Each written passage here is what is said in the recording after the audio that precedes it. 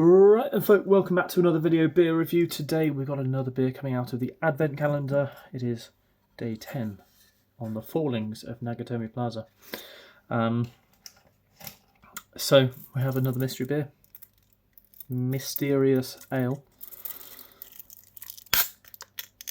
Is it pale?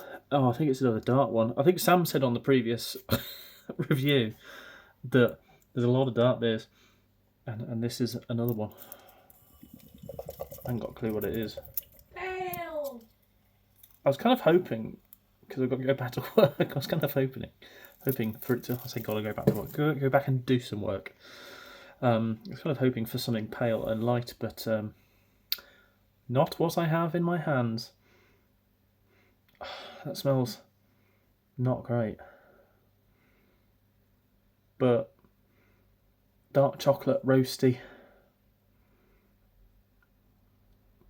My mind, after having that mystery beer the other day that was the Fierce beer, my mind immediately goes to Fierce and makes me worry and think it's going to be another one of those kind of like ones. Yeah, smells chocolatey, a little bit corny. I'm almost worrying if there's like hazelnut or something in it, but I don't think there is, because I think I did that hazelnut one, didn't I? Yeah, we'll dive in. Cheers.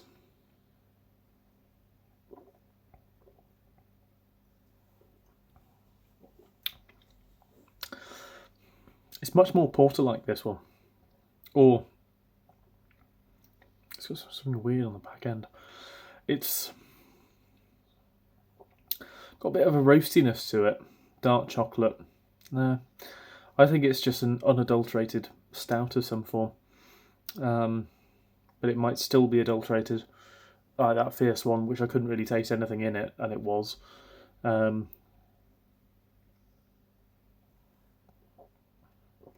chocolate.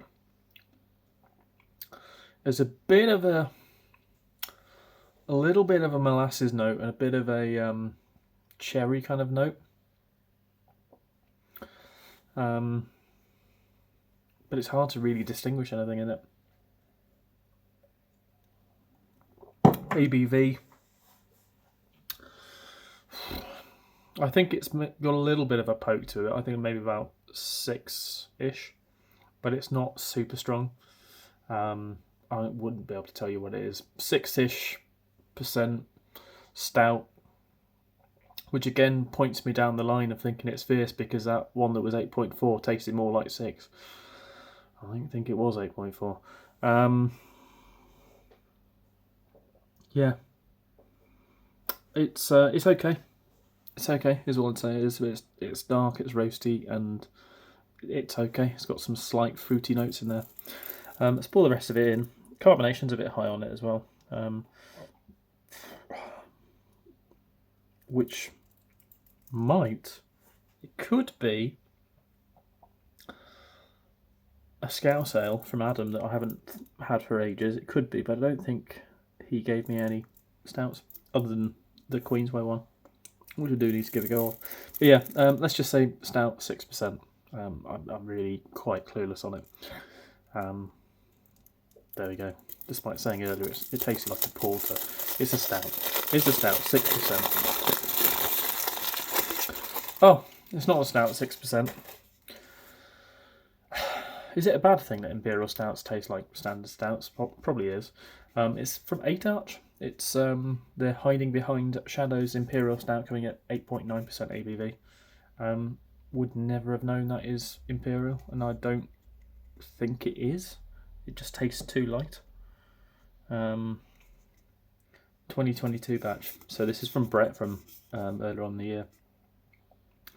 Our big dark Imperial Stout returns for 2022 based on a historical recipe. This beer has huge dark chocolate flavour backed up with bold bitterness, which it does. No lactose, nothing like that in it. Yeah, it's okay. I'll be honest with it, it's okay. I think it's probably well and truly, it is still within best before by about a month. But yeah, it's it's not tasting wonderful at this sort of age. It's tasting okay, but yeah, 8 Arch there, hiding behind the shadows. I was so wrong on that. See you next one. Cheers.